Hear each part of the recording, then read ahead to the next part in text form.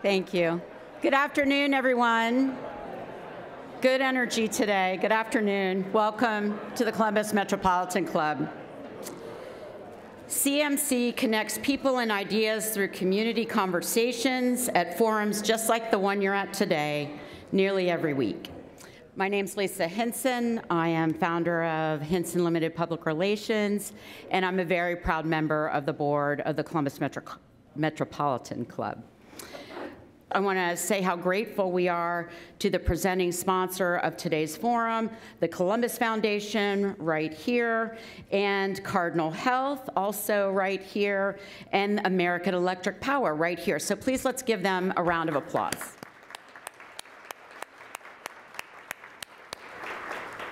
This program wouldn't be possible without their generosity.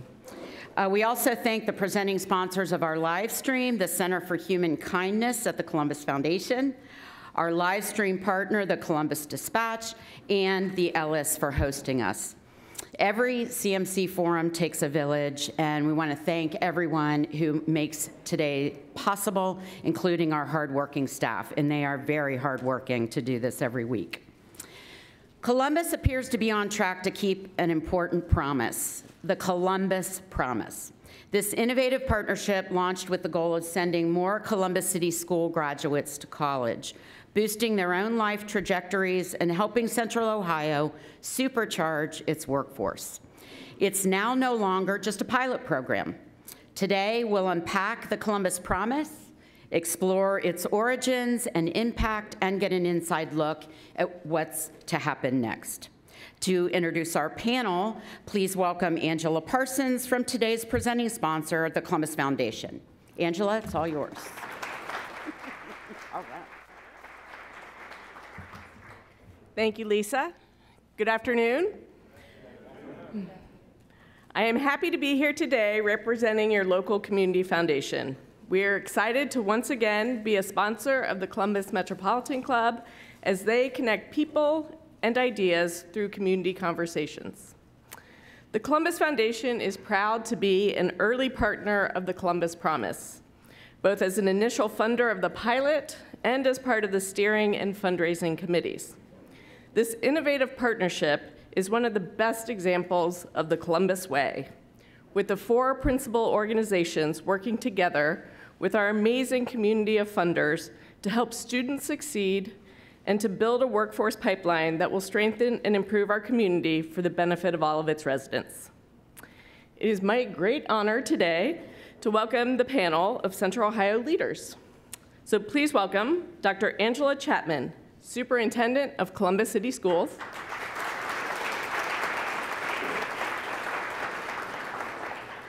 Janelle Coleman, Vice President of Community Engagement and Corporate Philanthropy and President of the AEP Foundation.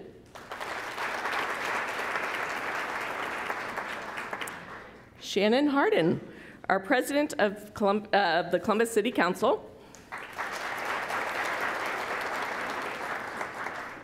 And Dr. Desiree Polk-Bland, Senior Vice President for Student Success at Columbus State Community College. And our host, returning once again to CMC, Colleen Marshall, news anchor with NBC4 and host of NBC4's The Spectrum. Colleen, welcome back. Good afternoon, everyone. It's great to see this room so full of people who care about the education of our children and all the people online. I just did a Zoom interview with Congresswoman Joyce Beatty when I was upstairs there. She said she was going to tune in and watch the live stream because apparently she cares about education too. So welcome, Joyce, and to all of you who are watching online. I think we should start, in case you aren't familiar with the Columbus Promise, I'll start with Shannon Harden because you were the one who introduced this program to me and helped found it. So why don't you tell us exactly what is the Columbus Promise? Sure, and thank you so much, Colleen, and thank you all for being here for this conversation. It's a packed room, but also you can feel the energy here. So would you give yourselves a round of applause for just bringing this energy to supporting young people in our community? And I always say that the Columbus Promise is not altruistic. Like we are doing it because we want to pay back, we want to invest in our young people, but really we're doing it because we need these young people to have the credentials and the degrees so they can take the jobs of the future. And so really it goes back to 2019, where I think it was Dr. Harrison, who we have here today, and a great partner of the Columbus Promise, had a convening of called the Columbus Compact. They were studying what the impacts of Columbus's credentialing or non-credentialing would have on the future growth of our city. They said that the city of Columbus needed about 65% of our young people to have some level of credential, but that if the current state of what we were doing, that we would not hit that goal until 2060. And so we looked around the country around what we could do. And this idea of a promise program kept bubbling up. A promise program is simple. It's a simple guarantee that if you do a couple things, you will get a benefit. If you graduate from high school, if you apply for the FAFSA, and if you apply for this program, you get to go to college for free. No questions asked. That is it. That is it. That's the promise. And what we saw, and so we started those conversations in 2019. Obviously, we all know what happened next. 2020 came, and truthfully, our priorities shifted when we started going through the pandemic. And this thing that we saw as something that would be additive to our community really became something that, you know, we were kind of just working on other things until later that year, late 2020. Dr. Harrison called me back again, and he said, well, Shannon, you had this idea that we were talking about in 2019 around college going and needing to credential folks. You should see what the pandemic has done to college going this year. We were seeing steep declines. Matter of fact, in 2020 and 2021, when we started the program, we had college going out of Columbus City Schools at around 32%. Around 32%. And he said if there was ever a time to roll out a program like this, it's actually right now. And so because of the partnerships, because of I Know I Can already being embedded in our Columbus City Schools, because of our superintendent and the great partnerships that we were able to have, because of the support of Mayor Ginther and my colleagues on council, because of the private sector that was already amped and excited about, and truthfully already doing a lot of different things in the workforce development space. When we brought this idea to the Columbus community, it took us about 4 to 5 months to introduce this idea and then raise the $10 million that we needed for the first 3-year pilot.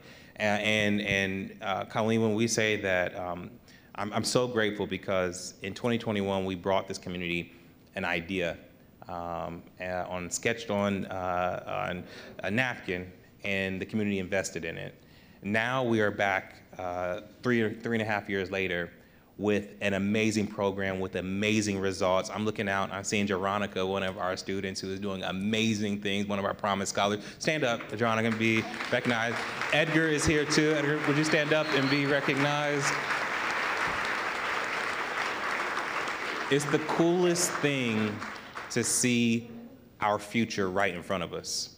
It's the coolest thing. And again, we're not doing this because they're just amazing young people. We're doing this because we desperately, desperately need it. We all know that Columbus is going to grow. We all know that we're creating all these jobs, but who gives a damn about all these jobs and this growth if it's not for our kids in the first place? That's what the Columbus Promise is about.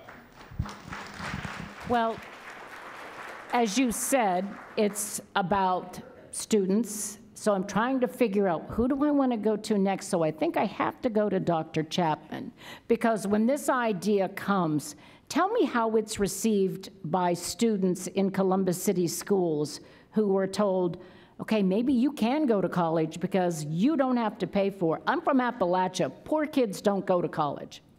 So how is it received by the students in Columbus City Schools? Thank you, Colleen, for that question.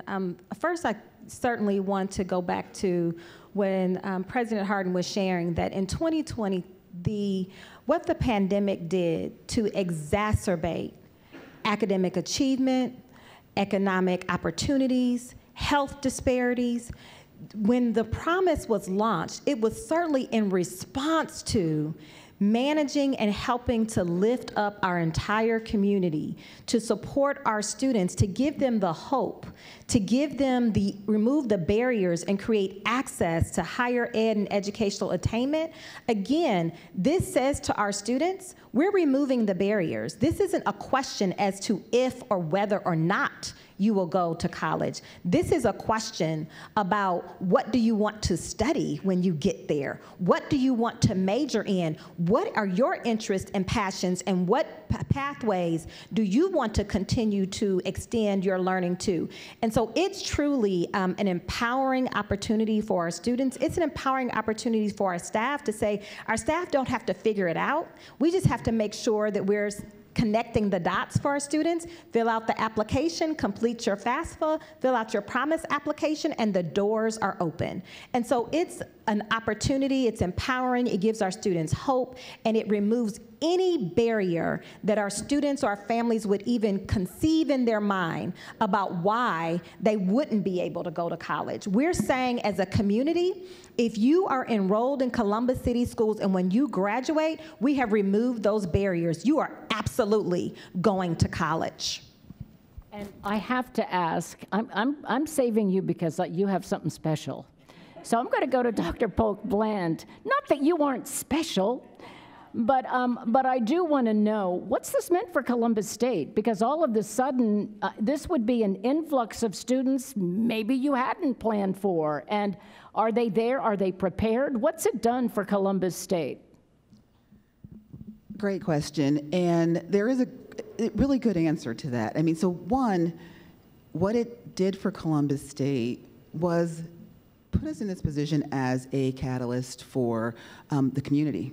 Right? So when we talk about community impact and we talk about what's happening, the success of Columbus City Schools, the impact of I Know I Can in those schools, the impact of the city, right? It put us in the center of partnership and what we need to do for collective impact.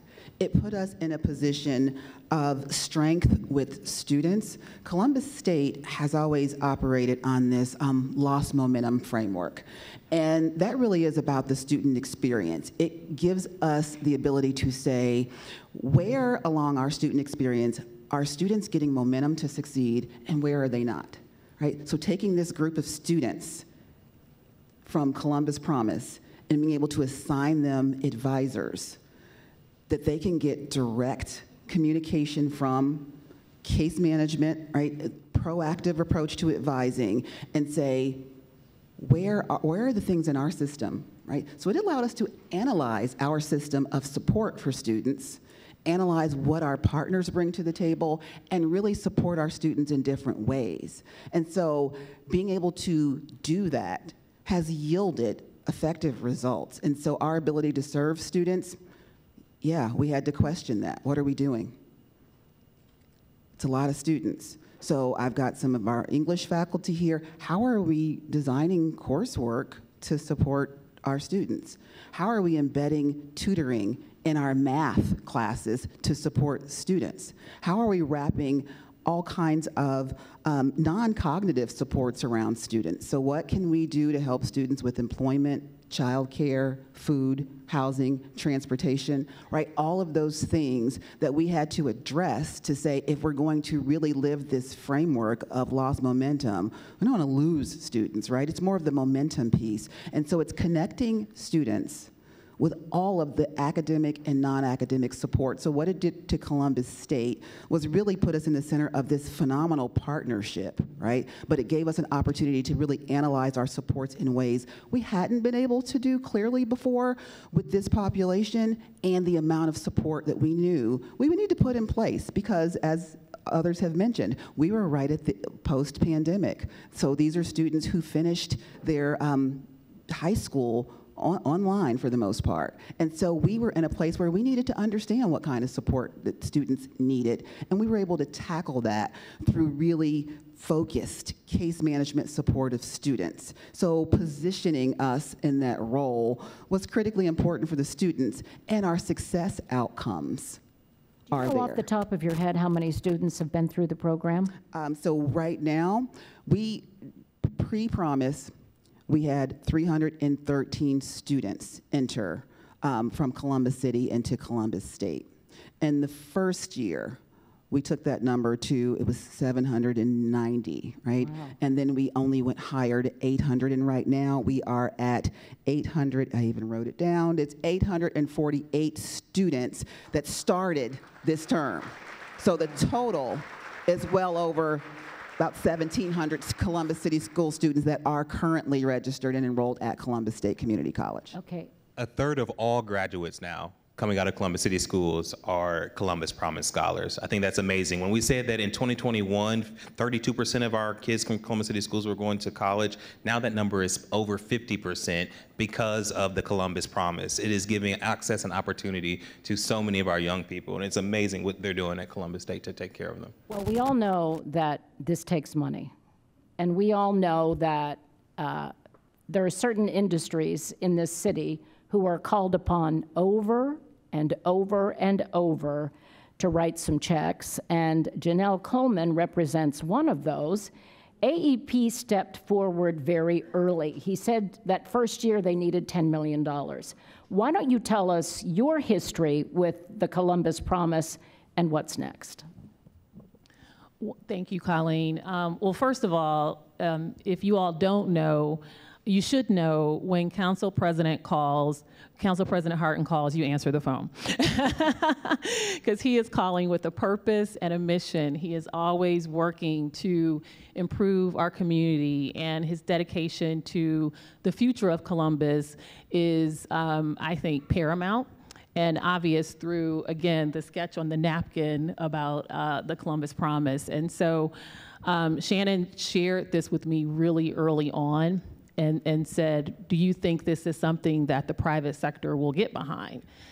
And I said, absolutely. It is upon us in the private sector as well as the public sector to invest in our young people. They are our future workforce. And so not only is it the right thing to do, it makes business sense, and we know that it takes money, it takes dedication, and it takes a stacking of the hands approach for both the public and the private to make sure that this happens. So in the first iteration of Columbus Promise, we gave $750,000. I think we were the first company, thank you.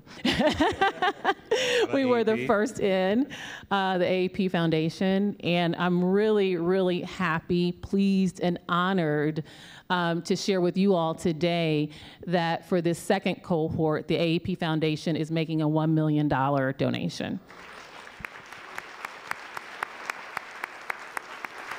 So I'm involved with some nonprofits, especially the Alzheimer's Association, and our concern this year is that companies aren't going to be in an economic position to give. The economy is, let's call it, a little shaky. I'm being nice. There's a lot of concern. Jamie Dimon is predicting 60% chance now for recession by the end of summer. How can you still do this, and why are you still doing this?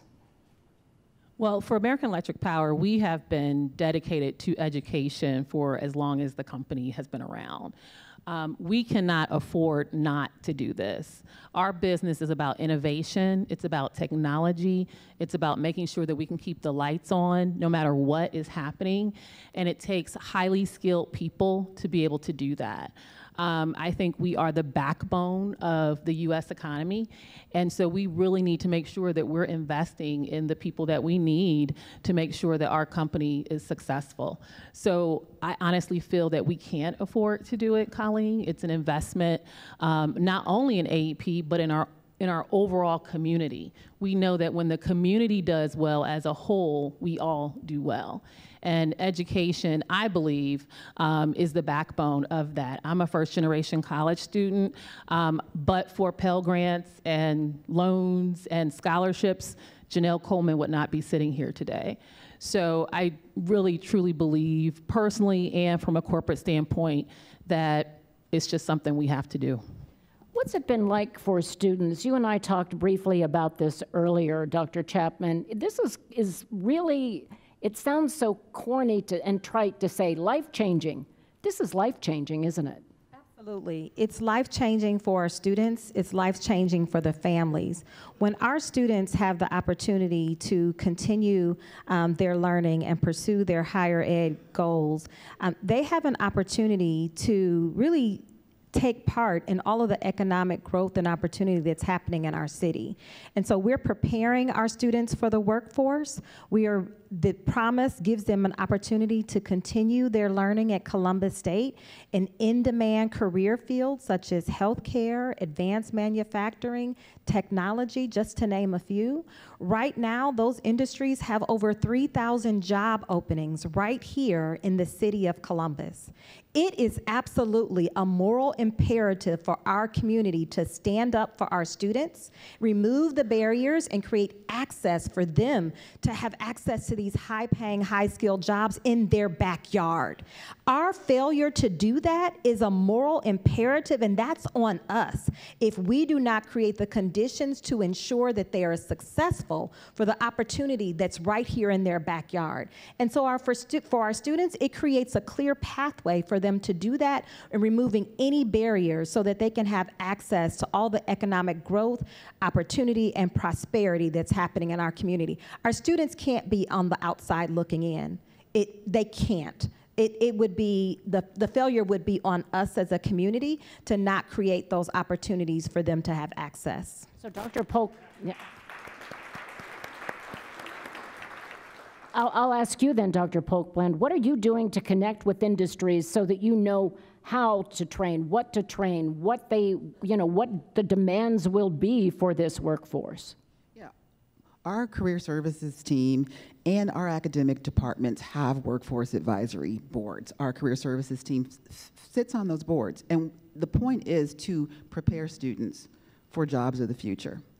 So to Dr. Chapman's point about the moral imperative, preparing students for the jobs of today is also a disservice because some of them won't exist, right? So it's constantly working with employers to say, what is the need? What is the future need, right? Where are we going? And there's a lot of conversation now about technology, AI, how work will change in the future, and our students have to be informed of that and educated in that way. And so staying abreast of what's happening in industry, what our employers need, and them telling us. So it's the technical skill, and it's just the work-ready skill.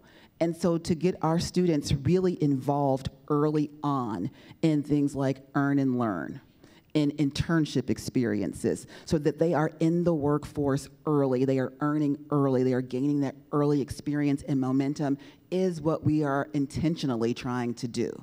And so getting our students in front of opportunities that they didn't know existed is it's a key premise of Promise, is how do we get you exposed? And we want to do that earlier and earlier and earlier to get them exposed to professions so that you understand what all of the options are. And so our workforce has come in strong. So President Hardin mentioned earlier the Central Ohio Compact, and it's a room full of Central Ohio leaders, Central Ohio employers who will say, this is what we're looking for. This is what we need. Education, here is how you need to change to support what we need. And we listen to that, and we make sure that our students are prepared.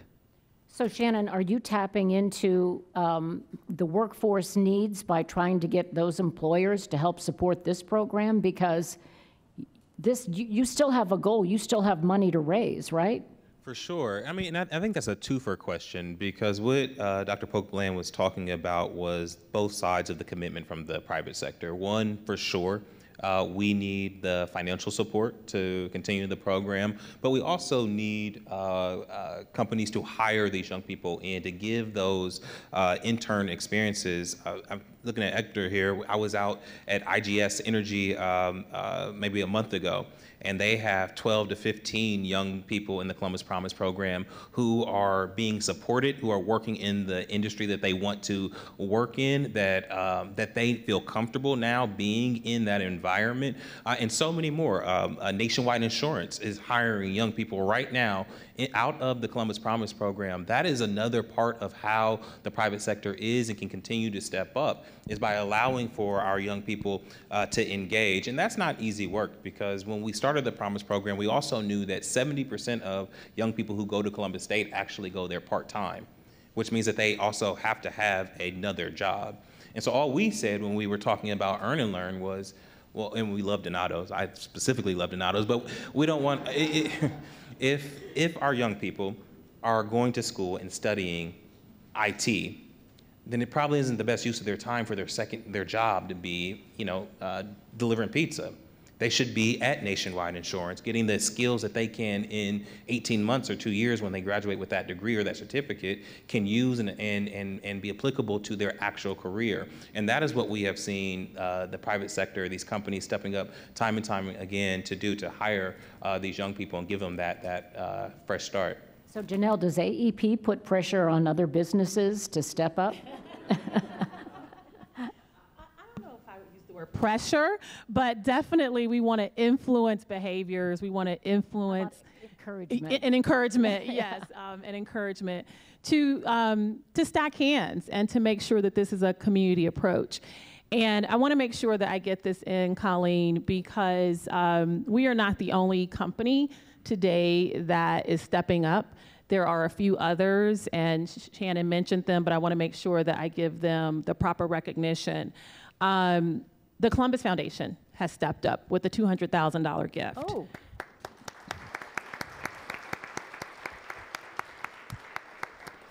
Nationwide, $300,000. Wow. Huntington, $300,000. JP Morgan Chase, $225,000. And DLZ at $100,000. I want to thank all of these companies and the companies that stepped up in the first cohort and those who I know will step up beyond this. We know that this is a continued investment to make sure that these students can reach their goal. But Colleen, to piggyback on your earlier point about the pressure is there, but clearly these companies understand the value of investing in our future. If you are here from one of those companies, could you stand up so we can recognize you? I know Columbus Foundation is here, Nationwide is here, Huntington. Thank you. Thank you so much. I was trying to add those numbers in my head, but math is hard, Dr. Popeland. Numbers are hard. I think that's about another $1 million, isn't it? 2.1 million. 2.1 altogether today? Altogether today wow, is $2.1 million. That's good. So thanks to all of those companies. So Dr. Chapman, we're seeing then, as he said, 33% of the school students now going on to this Columbus Promise, about 33%. How has that changed, do you think, the learning at the high school levels? Are teachers recognizing now that they're getting a student body ready for college? Is there more of an emphasis on, okay, you're going to go to Columbus State, and then after that, you might be going to Ohio State or OU or another, to a four-year institution. Has it changed your teaching methods? Absolutely. So a third of our graduates now are Promise Scholars, which we're certainly excited about. But this work begins well before our students reach high school. this work begins as early as pre-K, before our students even come to us. That's why, as a district, we are advocating for expanding universal early childhood programming for our students so that they can begin school at the age of 4. That should also be a commitment from our community to make sure that we're expanding access to support our students. The opportunity to expose our students to career opportunities and expose them to opportunities so that they know what these in-demand career fields look like, sound like, feel like. We have pilot programs where we are providing our students with exposure opportunities in the classroom. They can wear these VR headset goggles, and they can actually engage as if they are in a fab lab and they are working on equipment, even as if it's a simulated experiences. So we're providing them with those experiences earlier and often, and we're thinking about how do we provide more of those experiences for more of our students so when they graduate from high school, all of them have had their internship experiences, they've had their work-based learning experiences, so that they will make even more informed decisions when they transition to Columbus State after they graduate. This is also a reason why we are continuing as a school district to fight for fair school funding to ensure that our students have opportunities and access. This is really an opportunity for us to make sure that our students are promise ready.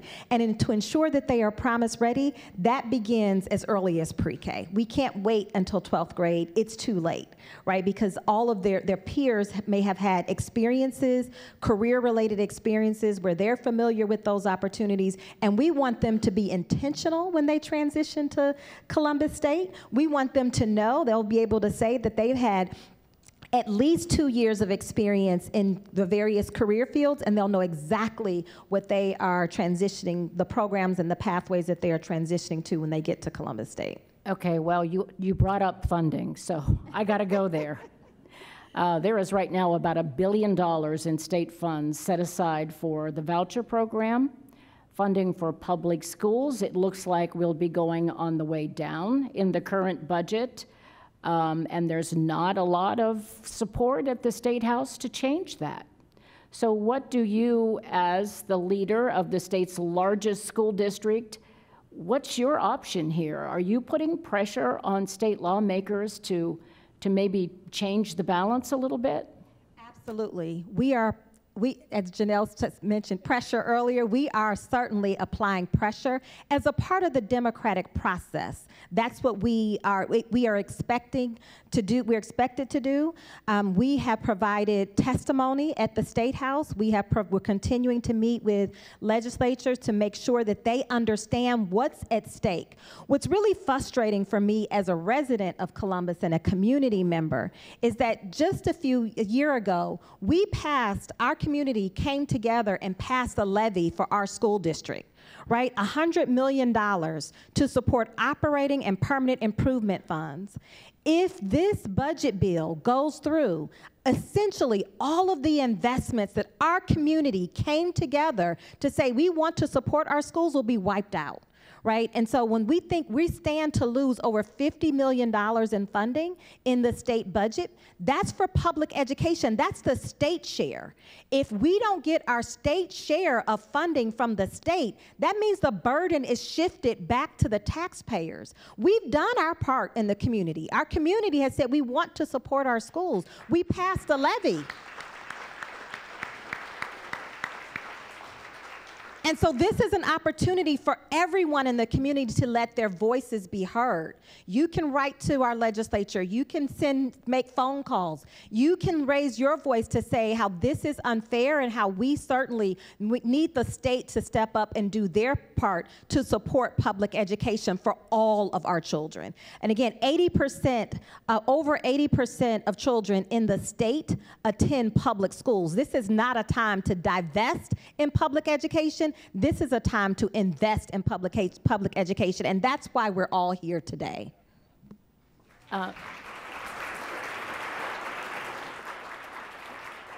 We do have a reminder that we take public questions from people who are here in the audience. Anything you might have for the panel, if you want to line up back there, it is our habit to let you ask what you would like to hear from the panelists. And they always tell me, warn everyone, don't give us a speech, just ask your question. They tell me to say that, I'm just saying it. So I now I'm gonna give a final quick question for each of you. I want you to tell me, from a personal standpoint, what this investment, I know this is something very near and dear to Shannon Hardin's heart. So I'll start down at the end, though, with Dr. Polk-Bland. From a personal perspective, what this program means to you, why you think it's important. So personally, I think that Janelle said she's a first-generation college student. And without the support I received, I wouldn't be Dr. Desiree Polk-Bland, Senior Vice President at Columbus State. So what this program means to me really is access and opportunity, right? How are we building a better community? How are we building a better workforce? How are we building a better economy for Central Ohio? That's what this program means to me. I am dedicated to it, and we are really, really making good progress. The data tells a compelling story about what's happening with Promise, what's happening with our students, and we will continue this work. And Shannon? Well, I think folks know that I grew up in Southfield, went to Columbus City Schools. My grades were just good enough to get me into an amazing college, Morehouse College in Atlanta, Georgia. Without Morehouse, I would not be here. But the issue with graduating from Morehouse is that I came out with $175,000 in student loan debt. And for all the advantages that I have received because of that education, I know and I knew when starting this program that as Columbus continues to grow and we think about how much we need all of our players on the field. We can't just have success be relegated to a couple high schools or a couple neighborhoods or a couple communities. We need all of our babies to have an access and opportunity. I knew that $175,000 debt, that weight that it puts on people would be something that would exclude so many of our residents, so many of our young people, that we had to do something. We had to do something. It also means to me, you know, Columbus has been able to do a lot of amazing things because folks feel like, or want to feel like, the successes, the positive things that they're hearing about are really for everybody. I had a strong belief that if we didn't do something that was demonstrably for everybody, that it would become harder to create partnerships, that it would become harder to stack hands to do the bigger thing, because it would seem that the success that some of us are feeling is coming at the expense of others. And Columbus Promise cuts straight through that. Just because you are here, just because you are a Columbus resident, just because you've done your part, we're stepping up and we're making sure that you have this thing for you, for your future, for your family, and thus for our community. And so that's what it means to me. It really is an investment in our city, in our hopes, our dreams, and who we will be. And Janelle, I imagine you also take great pride in where this program is going. Yes, I do, Colleen. You know, what Columbus Promise does is it removes doubt. And I think sometimes doubt is a dream killer. And if we can give our young people the ability to not doubt that they can go to college, to help them give it a second thought, then we should do it. And that's what Columbus Promise does. I'm sure we all know people, or we all have encountered young folks who did not pursue something because they told themselves, I can't do that. And they just closed the door and went the other direction. I believe Columbus Promise opens that door and gives that young person, that student, a second thought of, maybe I can do this. And hopefully they walk through the door and pursue a higher education. So this is deeply personal for me, but it also is something that I think as a community, and I said this earlier, we can't afford not to do. We have to inspire our young people. We have to invest in our young people, and we have to do whatever we can to remove doubt so that they can pursue their dreams. And Dr. Chapman? So when I think about the impact of the promise and what it means to me personally, the phrase, "it takes a village to raise a child," comes to mind. And the promise puts those words into action. It says to our students, the Columbus community supports, we love, and we care for our students, and we're going to do everything possible to rally the resources, rally the manpower to ensure that every student, regardless of their zip code, regardless of the obstacles and barriers that may have been in their way, that they have an opportunity to pursue higher education right here in Columbus. Thank you all, and we're going to go to, we have questions coming from the audience online as well as some people here in the audience. So Doug Buchanan. Colleen, thank you so much, and thank you to today's panelists for an inspiring conversation. If you have a question for today's wonderful panelists, please do join us here at the microphone. If you're watching online, please type your question into the chat. We'll try to get to as many as we can. Great questions at CMC always have two things in common. They are short and to the point. And what punctuation mark does a question end with? Question mark. A question mark. They end with a question mark. Thank you, everyone. I'll start us off with this one. Is the Columbus Promise unique? Was it inspired by any programs in other cities? Has it or could it become a model for other cities in Ohio? I'll answer that. Columbus likes to be first at a lot of things. This is one where we were not first. But there's benefit to being, I think we're like the 161st Promise program around the country. So a lot of folks, I think the first one was created in Kalamazoo, Michigan. And Promise programs can be used to do different things. I think Kalamazoo created their program to retain folks. They were having the brain drain that folks were leaving. So they just wanted to keep young people in their city. Coming behind so many Promise programs around the country, it allowed for us to really design what we believe is one of the best well-designed Promise programs in the country. It is intentional that we did not put career-specific direction to our program. A lot of folks will say, well, you have these couple areas where you need to hire folks in, just make the program free for those study areas. Well, by doing that, it actually excludes young people who say, well, actually, I don't know if I'm good in technology, if it was just a technology pathway. What we find is by keeping it broad and keeping it open, we get folks who come in not knowing exactly what they want to do, but then find their way to a technology career. Thank you very much.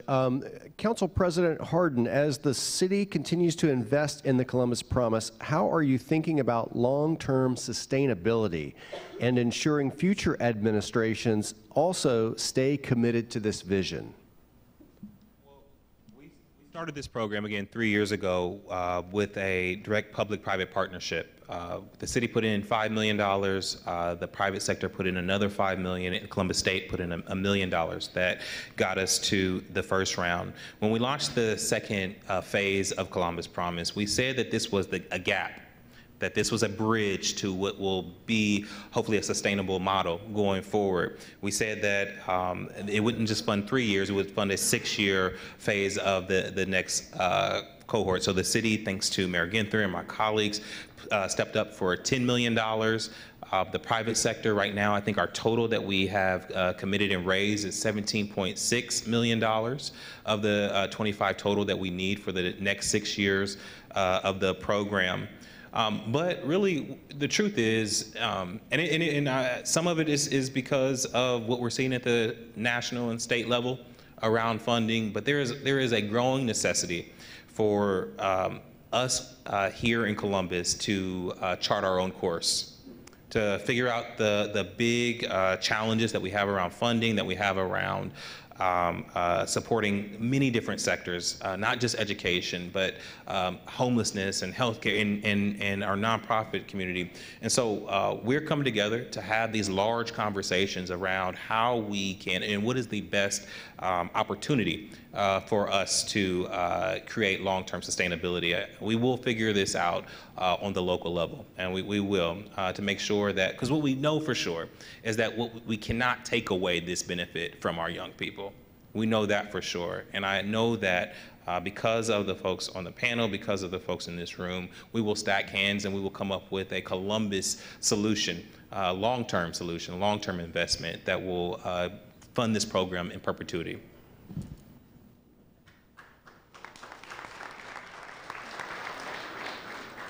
Hi, my name is Vangela Barnes, and thank you, Councilman Hardin, for inviting me to this today. And thank you all for everyone else on the panel. The man before me, he asked part of my question, but I am the school board president for Canal Winchester Schools. I also serve the community with the Greater Southeast Area Commission with the City of Columbus as the chair. And I'm the owner and operator of Wireman Electric, the only black female-owned electrical company in the city that is union. At least today, I'm still union. But 33% is a great number for you guys. I'm glad that we've gotten that number to that point. Like I said, I have one son who's received the Moral Scholarship, Upward Bound, Young Scholars. Those things just aren't around anymore. But 28% of Canal Winchester schools is Columbus. And that affects our students, and a lot of the students in Columbus have been, through regentrification, have been moved to the limits of the Columbus area. And so they are going to suburban schools, but they still need a Columbus promise. They still are Columbus residents, and they still live in the limits of the city of Columbus. And I wanted to know and I may have missed this.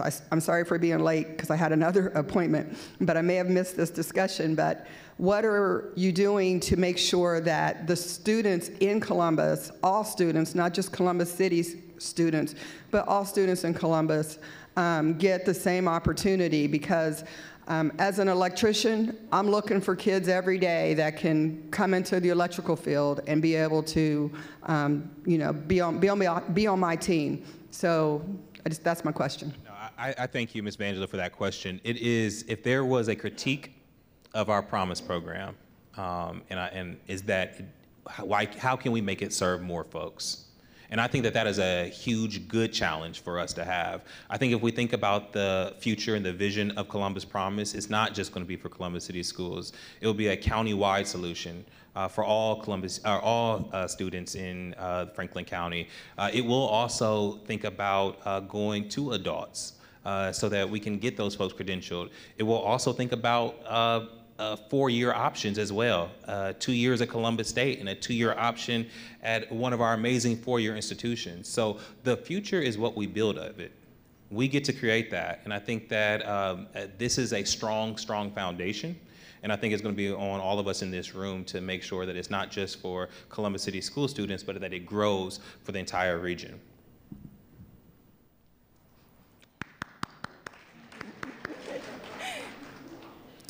Hello, my name is Lumiere Conte, and it's good to see you again, Council President Hardin. I was actually part of your 2021 cohort for your Youth Promise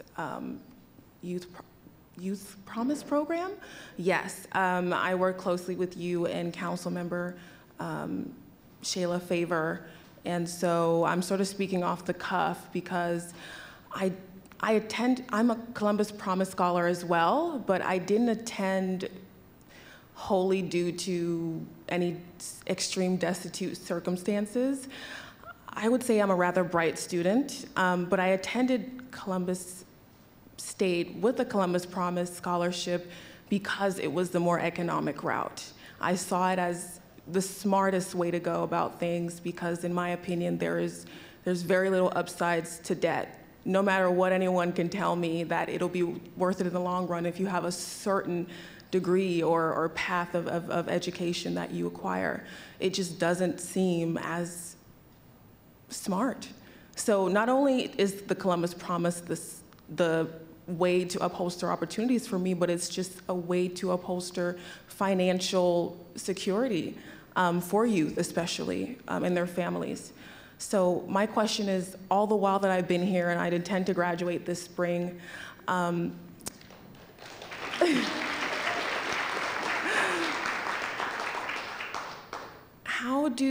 the while that I've attended Columbus State, the question has come up again, what happens after? What happens after these 2 years? Am I ready to, have I fully come to an understanding of what it means to venture into a four-year university with all the financial and economic aspects of doing so?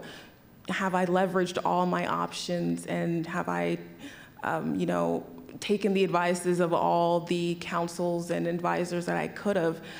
I see that it's a very self-determined venture most of the time for our students who probably didn't believe that they could go to college.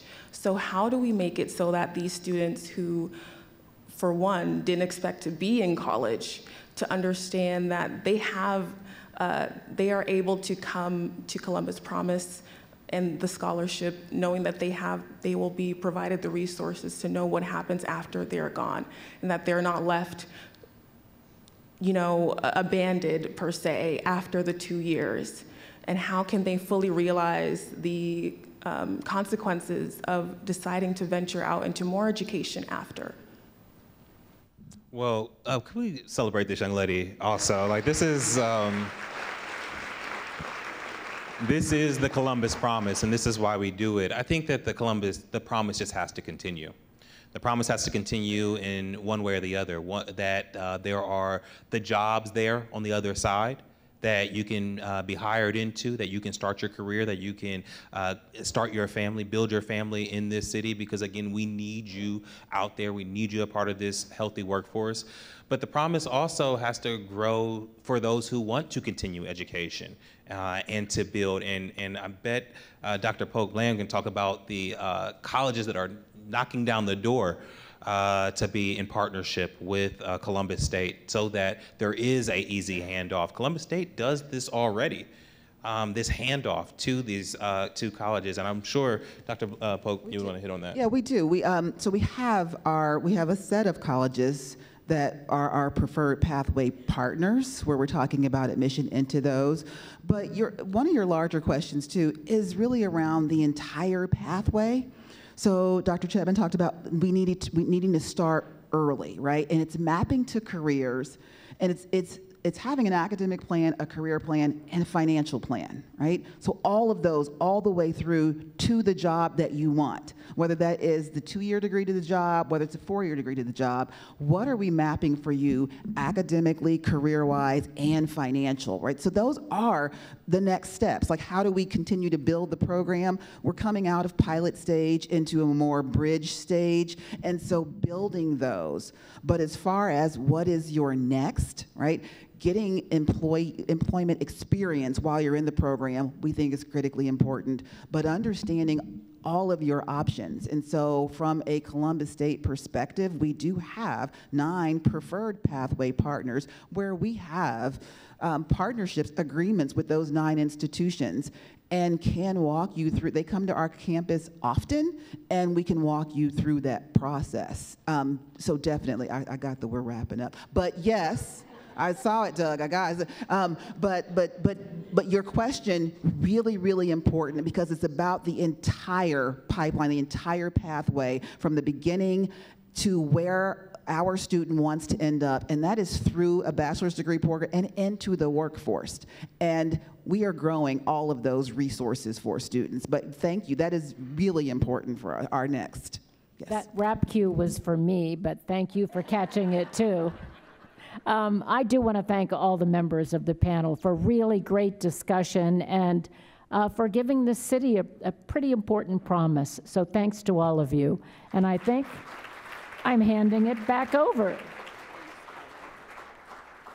Thank you all. I hope and I think you'll all agree, we have the right leaders in the right roles, either on the front lines or on the funding side, to really make this happen. And today was inspirational because it just makes you feel good. We're all coming together to talk about this, but we've got people and businesses and organizations behind really advancing opportunity and access. So congratulations, and what a great announcement. 2.1, and from companies that always lead. You guys are always there.